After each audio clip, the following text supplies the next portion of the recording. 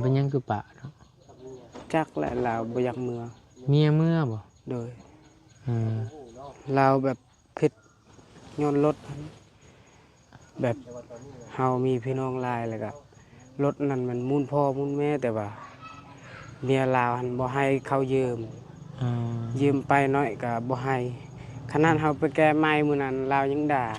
อืมเฮาก็บ่เว้าหยังอืมความรู้ความเข้าใจก็แม่นพัวลาว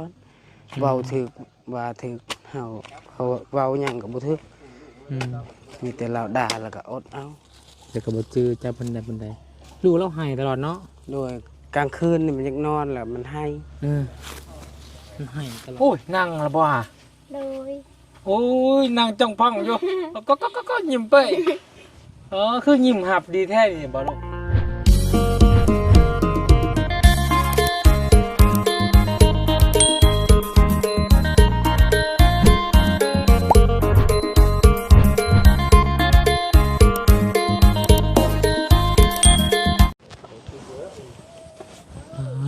โธ่มาบาดนี่พี่น้องเอ้ยสะพานเรา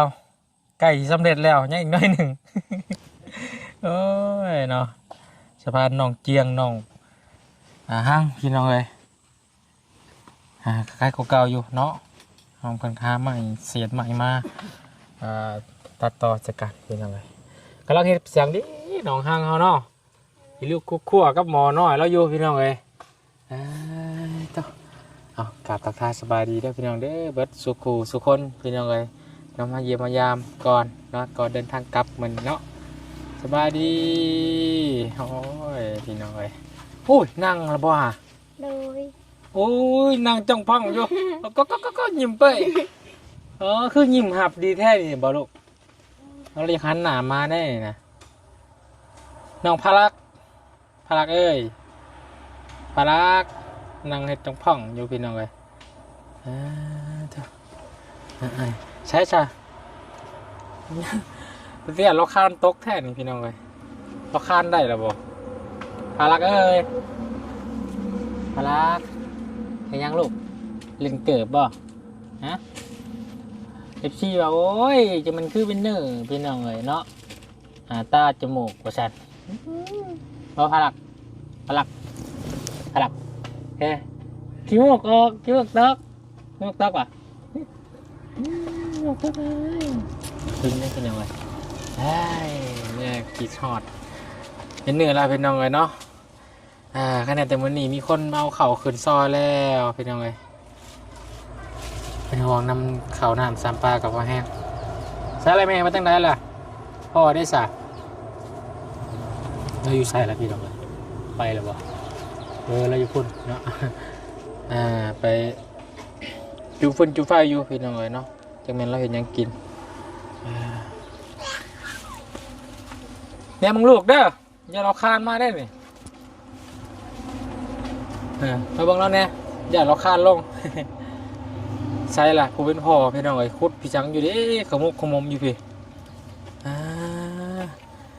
สวัสดีน้องเจียงกำลังเห็นพี่จังอยู่น้องโอ้เสียน้ำพักบ่โดยแม่แล้วพี่น้องเลยเนาะสิหอดย่ามปลูกพักในย่ามเลยโดยแค่นี้แต่ใกล้น้ำเนาะโดยปลูกพักเมล็ดพักมีหรือบ่ได้พักมีหรือบ่ยังอยู่โดยเดี๋ยววันจะเอาเงินมาให้ซื้อพักเป็นพักเด้อโดยแถวบันดงก็มีดอกน้อยน้ำมันก็พอดี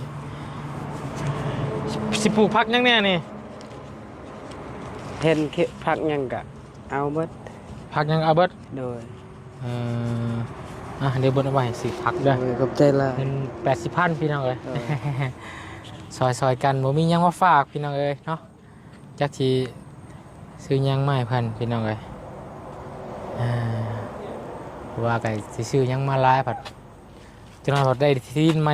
ยากอีกเนาะโดยคอยเบิ่งก่อนพี่น้องเอ้ยเนาะที่ดินที่4ไปเบิ่งแล้วบ่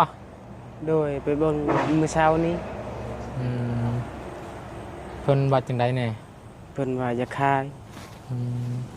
เพิ่นว่าจะขายเท่าไหร่ ยังบ่ฮู้ราคา อืมแต่ว่ากะใหญ่อยู่บ่กว้างบ่ โดยกว้าง ใกล้ๆนี่บ่ โดยใกล้ๆเฮือนหลังสุดท้ายบ่ เออใครอยู่ดอกสาวพี่น้องเอ้ยเนาะใกล้หนึงสบายอยู่ในบ้านตัวเองอีก โดย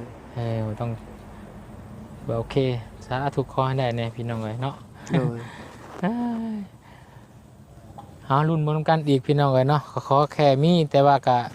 บ่อยากให้แพงจนเกินไปหั่นล่ะพี่น้องเอ้ยเนาะ โดย แพงจนเกินไปก็โอ้ยสู้บ่ไหวแล้ว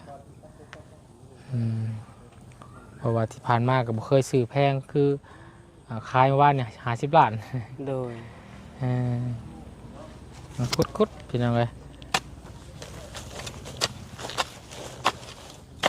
จะไว้ปลูกผักแล้ววะมันก็สิเบิดย่ำฝนแหละสู่ย่ำหนาวมื้อนี้ชุมอ้าย อ้ายสิเมื่อก่อนเด้อ โดย กลับบ้านก่อนเพราะว่ายังแต่เบาเสียงพี่น้องเบาเสียงก็น่าจะกลับมื้ออื่น โดย ทางบ่วุ่นมื้อนี้ก็กลับก่อนกลับลงจันทร์พี่น้องเลยว่าก็เมื่อเสร็จรถสึกล่างในทางลุงก็ได้พี่น้องเลยเนาะรถกระเพ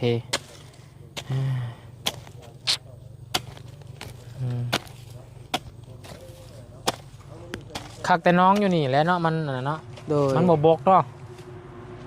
ตลอดปีเลยบ่ โดย โอ้มันคือบ่บกเนาะมันเป็นบอลไอ้นี่ทางน้ำประจักษ์นี่เนาะบอลอยู่หันก็เป็นห่วงเป็นห่วยพี่น้องเลยคักอยู่มีปลูกผักปลูกหญ้ามีน้องน้ำอยู่นี่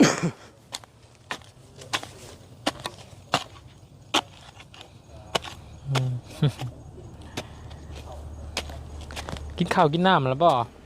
ยัง เมียกำลังจะกินบ่ โดย ไปจักไปต้มไปจังอยู่พี่น้องเลยเนาะขมกขมมอยู่ แกงหน่อไม้ ใครไปหา เมีย อืมไปในเช้าหมดแล้วเนาะ โดย อืม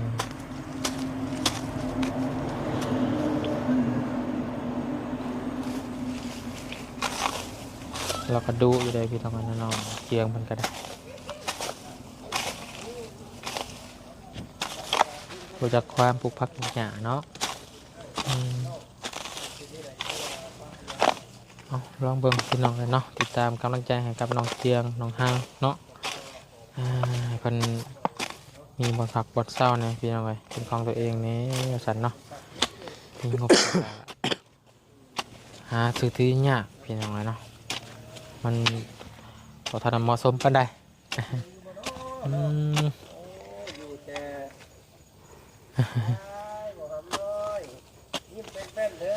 ยิ้มพอต้อนรับอลีลูกเจ้าเนาะ โดย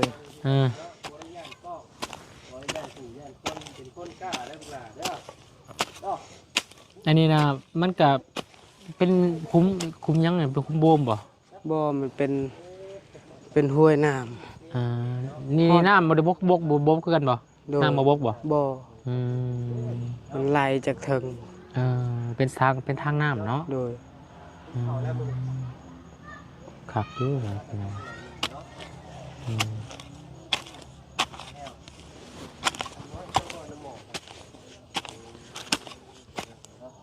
ทั้งแถวชนกล้วยเนี่ยเป็นดินไปจ้ะ เป็นข้าเจ้านี่ อ่า ดินข้าวหมด คือว่าอายเจ้าเมียปะบ่ โดย เป็นยังคือปะเนาะ จักและลาวบ่อยากเมือ เมียเมื่อบ่ โดย อืม ลาวแบบผิดย้อนรถแบบเฮามีพี่น้องหลายแล้วก็รถนั้นมันมุ่นพ่อมุ่นแม่แต่ว่าเมียลาวหันบ่ให้เขายืม อ่า ยืมไปน้อยก็บ่ให้ขนาดเฮาไปแก้ไม้มื้อนั้นลาวยังด่า อืม เฮาก็บ่เว้าหยัง อืม ความฮู้ความเข้าใจก็แม่นพัวลาวเว้าถึกว่าถึกเฮาเขาเว้าหยังก็บ่ถึก อืม มีแต่ลาวด่าแล้วก็อดเอา อืมคือว่าเจ้ายืมรถไปเกยไม้เฮาเห็นเจ้าอยู่หันเนาะว่าสิไปเกยไม้มาให้ตูบเนาะ โดย อันนั้นเป็นรถมูลพ่อมูลแม่เนาะ โดย บัดนี้บัดเมียบัดหายติ โดย ไว้ง่ายไผ่เนาะ โดย อ๋อโอ้ยเนาะ ตั้งไอ้อาจารย์เพิ่นมาขอนุ่ม แล้วมีนี่ลูกจะคนก็ หนึ่ง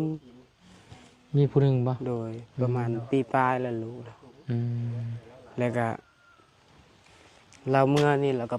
ปะเลยลูก ลูกบอกเมื่อเลย โดย ถ้าอยู่บ้านไหนเมียเราเนาะ อยู่บ้านพะลองใน เออช่างเป็นแท้ใส่เป็นอะไรเนาะอืม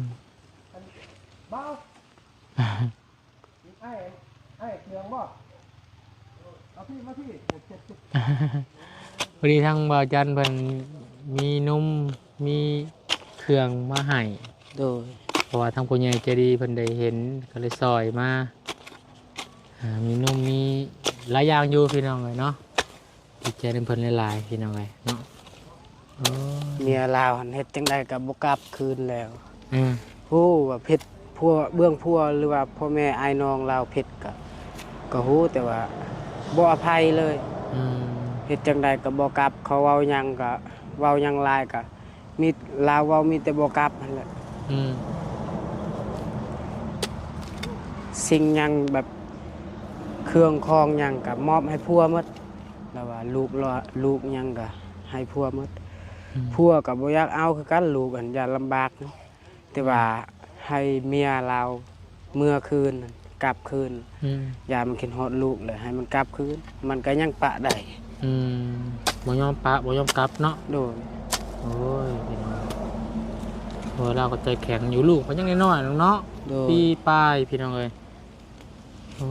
ยตัวเพื่อนล่านี่เพื่อนน้องเจียงน่ะหลายคนพี่น้องเอ้ย โด เนาะ ย รถก็เป็นมูลพ่อมูลแม่ไผขี่ก็ได้ โดย เนาะ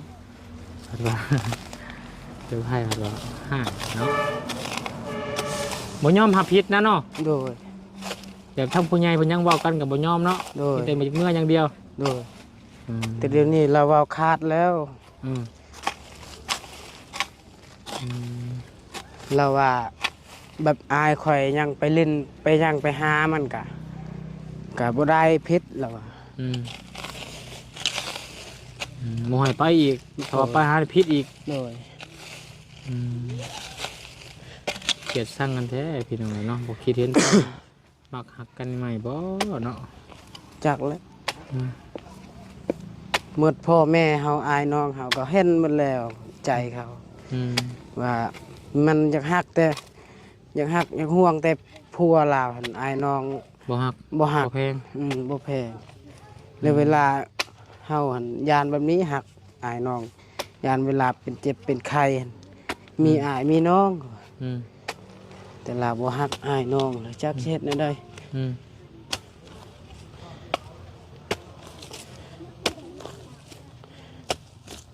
จักมือละเพิ่นเมื่อนี่ หลายแล้ว อืม ประมาณ 7-8 มื้อแล้ว โอ้วันนี้ลูกก็ยังบ่ปลานุ่มกันเนาะบ่มีนุ่มกินแน่เนาะ โดย พ่อก็บ่มี เมื่อคืนนี่ก็ข้อนมลูกเฮา อืม ลูกมันให้ตลอดเฮาก็ อืม อีต้นลำบากเห็นลำบากอีต้นเรา แม่นแหละอีบา มื้อนี้เมื่อคืนนี่เราว่าอายเขาว่าเอ้ยมีบุญมีหยังอยู่บ้านดงอยากไปนำเด้เราว่า อืม ก็ค่อยว่าโอ้ยอดทนซะ อืม เห็นลูกแล้วสิไปเห็นหยัง อืม เลี้ยงลูกนั่นแหละฮอดลำบากเจ้าแล้วเช่นเดียวใด อืมแล้วแม่พ่อน้องเจียงเพิ่นพี่น้องเนาะคือว่าผู้ชายนี่พี่น้องเนาะ โดย เอาเล็กน้อยมันบ่คือผู้เป็นแม่เด้ อยากนึ่งมาหนูมีนมให้กินพี่น้อง โดย ก็คือแม่เพิ่นยังว่ามีนมน้ำนมให้กินเลี้ยงง่าย แม่ลาวบ่ฮักบ่แพงอีหลีเขาว่าลูกยังกล้าทิ่มนั่นแหละเฮาจึงเชื่อ อืมยังหน่อยคิดเห็นหน้าลูกนะเนาะ โดย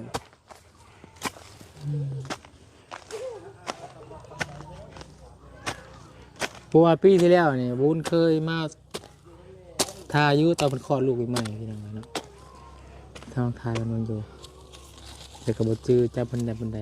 ลูกเราให้ตลอดเนาะ โดยกลางคืนนี่มันยังนอนแหละมันให้ อืม มันให้ตลอดเพราะว่าเราเคยอยู่น้ำแม่แบบนั้นเนาะ โดย มันยังบุลึงเลยพี่น้องไอ้ต้นเราเลยไปขอจะได้กับบกลับเนาะ โดย เมียไปหาแล้วเนาะผู้ใหญ่ไปหาแล้วเนาะ โดยเขาว่าเนื้อได้ก็หมดเขาว่า แบบคันกลับขับอีกเทื่อนึงนี่คันละว่าพัวเราเฮ็ดอีกแบบนี้ละว่า มีเครื่องคองหยังก็มอบให้เพิ่นหมด อืม คันเฮ็ดเผ็ดอีก อืม พ่อแม่เขาว่า จนปานนั้น ให้ลูกไผ่เมือนปานนั้น อืม ลูกไผ่ก็ยังบ่เมือสิงง อืมอืม ทางภารักกับภารักบาด คากลูกน้องเจียงเลยพี่น้องยิ้มเวลาเห็นแขกคนมากยิ้มให้ก่อนแล้วเนาะ โดย FC มันก็โอ้ยเป็นตะแพงแท้ว่าซั่นพี่น้องเลยยิ้มให้เป็นคนเก่งเป็นคนบ่ขี้คุยพี่น้องเลย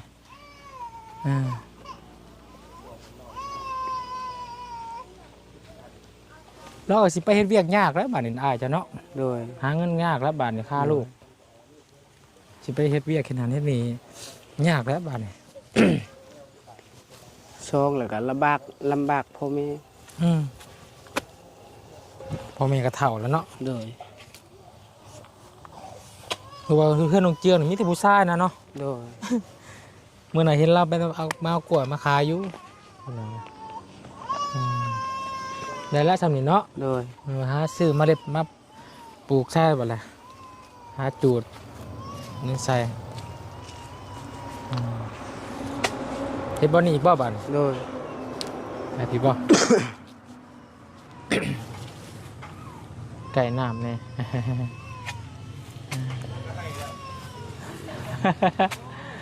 อืม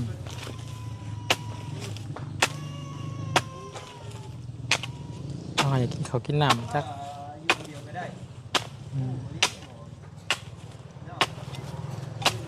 คนปล่อยทงในป่าเนี่ยเนาะ โดย ปล่อยลายอยู่บ่ ลายแต่ว่าน้ำท่วมเอาไปหมด เวลาน้ำไปบ่ โดย วันดีอนาเอาผังเงงมาตันไว้เนาะ โดย คนตกแห้งน้ำล้นบ่ โดยล้นเต็มเลยผีเพียงเลย หมดบ้านนี่เขาไปตึกเบ็ด แล้วว่าให้เขาตึกใดกินซะสลัก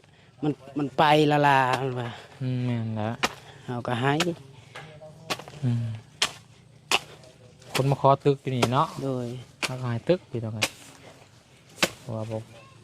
ดีกว่าปล่อยมันไปแล้วละเลื่อนไปนะอยู่ในหนองนี่เนาะ โดย เขาก็หาผังแงงเนี่ยออมไป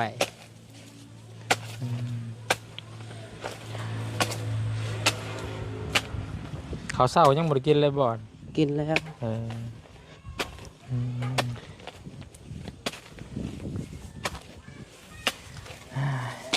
เดี๋ยวลุ้นเบิ่งน้ำกันพี่น้อง เอ้าเฮ็ดตอนได้นี่น้องแต่ล้นแล้วบ่ มื้อวานนี้ แต่งยังนะ แบบพอให้เฮ็ด แบบว่าแบบพวกมาแบบใดแบบบอกครอบนั่นบ่ โดย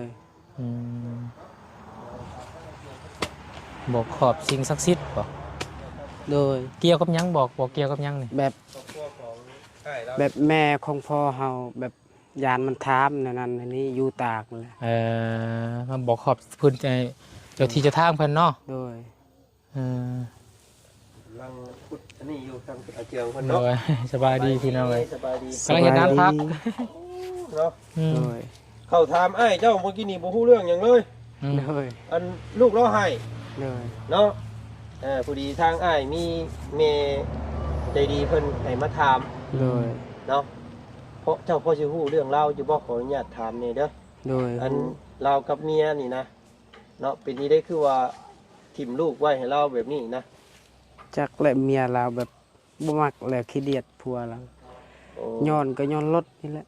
รถแบบรถมูลพ่อมูลแม่แล้วก็ลาบ่ให้พี่น้องเฮาเอาไป อ๋อ มื้อนั้นเฮาไปแก้ไม้ลาวยังว่ายังจมยังด่าเฮาก็อดทนเฮาฮู้แล้วว่าเอื้อยแบบนั้น รถยัง รถจักร เออ รถบุญพ่อบุญแม่นะ แต่ ก็ ว่า ง่ายรถจักรน่ะเป็นของทางเมียเราสิบ่ ของพ่อของแม่เฮา เออ แต่ว่าเราแบบบ่ให้ไอ้น้องเขายืมนะ เวลายืมแล้ว โดยเว ให้ ลายืม จมหั่นนะ เออ ประมาณนั้น แล้วก็พัวเราก็บ่มักแหละแบบไอ้น้องเรายืมแล้วบ่ให้แบบนี้ก็บ่ แบ มั บ ก ว่าขี้ที่เข้าคลองเนี่ยทั้ง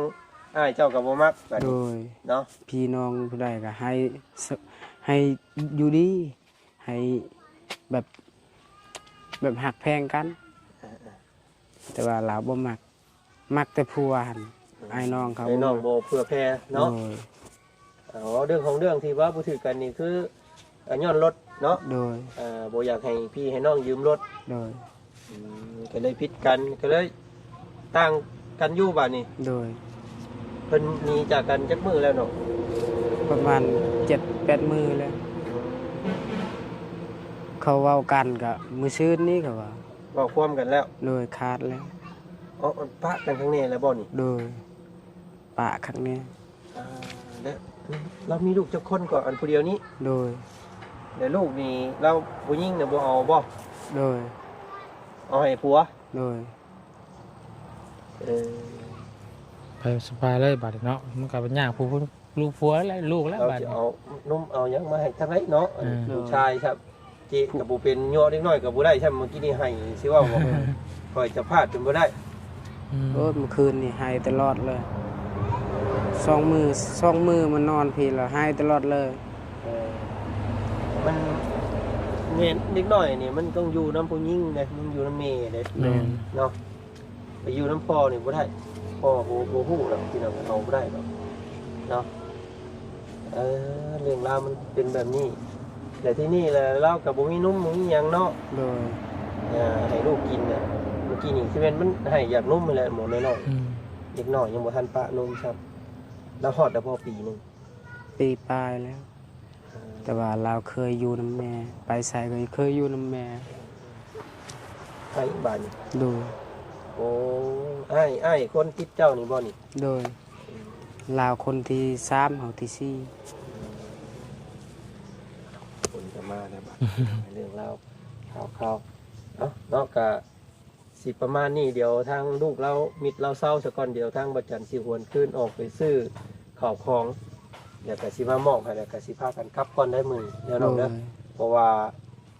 เรื่องที่เรื่องทางเจ้านั่นก็คอยถามคอยหาเบิ่งเด้อ โดย เนาะ โดย สิเอามุงใดเจใดก็คอยหาเพราะว่ายัง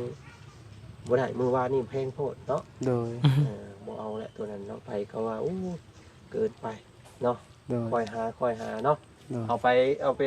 เป็นรอบหน้าพุ่นแหละ โดย เราเอาขึ้นมาใหม่ โดย หมู่กับบ่ได้เมื่อพี่น้องกับทางบ่เสียงก็ยังบ่ทันกลับมีแต่ให้ทางบ่เสียงเพิ่นลอง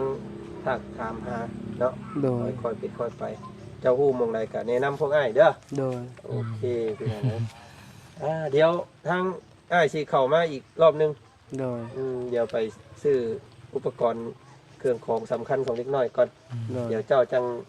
ไปซอยข่อยเนาะ โดย ข่อย เล็กน้อยให้เมื่อกี้นี่เราเว้ายังบ่เป็นอันอ้ายเจ้านะเนาะ โดย